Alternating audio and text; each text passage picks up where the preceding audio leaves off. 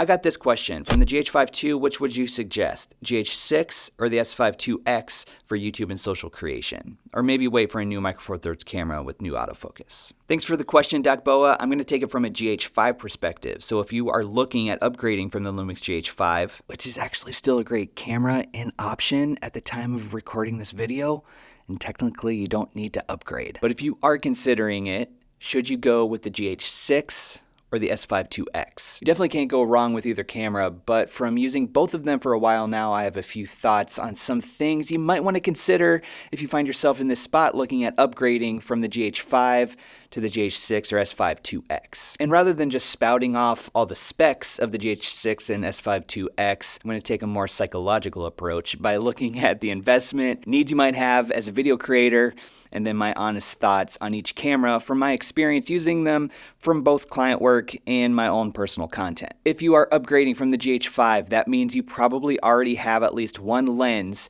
you've been using with that camera. That's either a Micro Four Thirds lens or some other mount that is adapted to Micro Four Thirds. That's going to save you a ton of money right off the bat. Since the GH6 is a Micro Four Thirds camera, you don't have to invest in lenses for the L mount system on the S5IIX. Right now at the time of filming this video, the GH6 is around $1,700. The other thing you might want to consider at the initial investment is the CF Express Type B card. The price is going to vary, but for a good one with 128 gigs of storage, you'd probably be looking around 150 bucks. You might want to cage it right away or snag an SSD drive and maybe a couple other accessories. So let's say from the GH5 to the GH6 with the lenses you already have, you'd be investing roughly $2,000 right away. Right now, the S5IIX body only is running around $2,200. Maybe you don't have an L mount lens, so you might want to pick up a kit that comes with a lens. I know that there's one out there that comes with a 50mm f1.S series prime, which is a great lens and a great deal bundled with the S5IIX at around $2,250. That will get you started, but soon you might need more than just a 50mm prime. So pick up a great full frame all around lens. The 24-70 f2.8 might be a good option.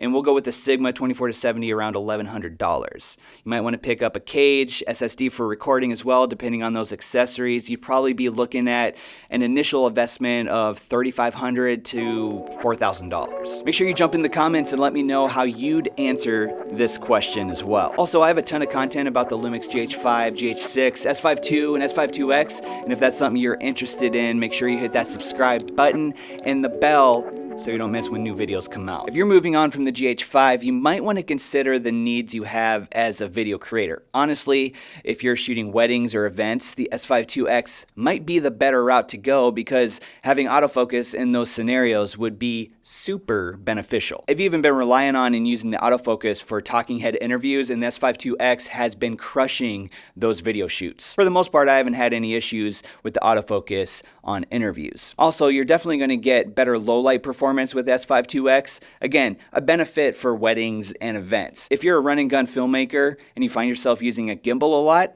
the S5IIX I think is the better choice. If you're filming short films or other creative work where you have a bit more time to kind of establish your shot, I think you'd like the image that you're getting with the GH6. With the GH6, you're going to need to be able to find focus. Autofocus is totally unreliable, and it's not going to be great in low light, so working with scenes that are well lit is going to be very, very important. The GH6 would work in run and gun filmmaking, but I think the S5IIX is a better option for that. Here's how I've been using the GH6 and the S5IIX in my own workflow, and this is for client work and for my own content. Talking head interviews have definitely been with the S5IIX. I shoot a lot of interviews, but almost any B-roll or creative type shots I've needed to get, whether that's product or subject, I've been using the GH6 because of options like 4K 120.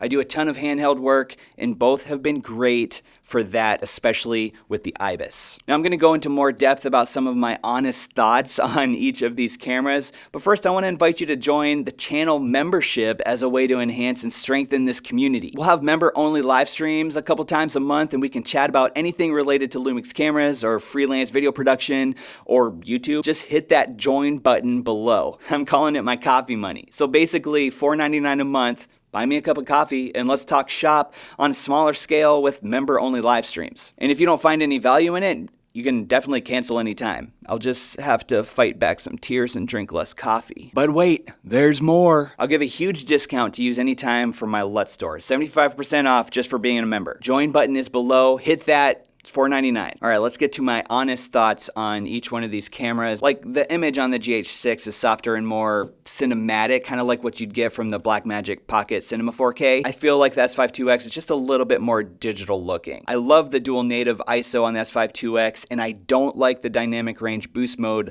on the GH6. I think that leads to better vlog performance on the S5IIX having that dual native ISO, and I would much rather use a dual native ISO than the dynamic range boost mode on the GH6. I just feel like it's kind of grainy. I don't like the APS-C crop on the S5IIX. I think that is a major drawback, especially at 4K 20, but the 4K 120 on the GH6, you have it, use it, embrace it. I love it. Both have open gate options, which are absolutely incredible, and seriously, use that for social media video. And I've used the real-time LUT feature on the S5IIX a lot more than I thought I would. So having a graded image or a Rec 709 image on the S5IIX is such a great option. I really think the shoot settings that you have on the GH6 make it a better B-roll camera, especially if you're doing any product work. Autofocus on the S5IIX is so great to have.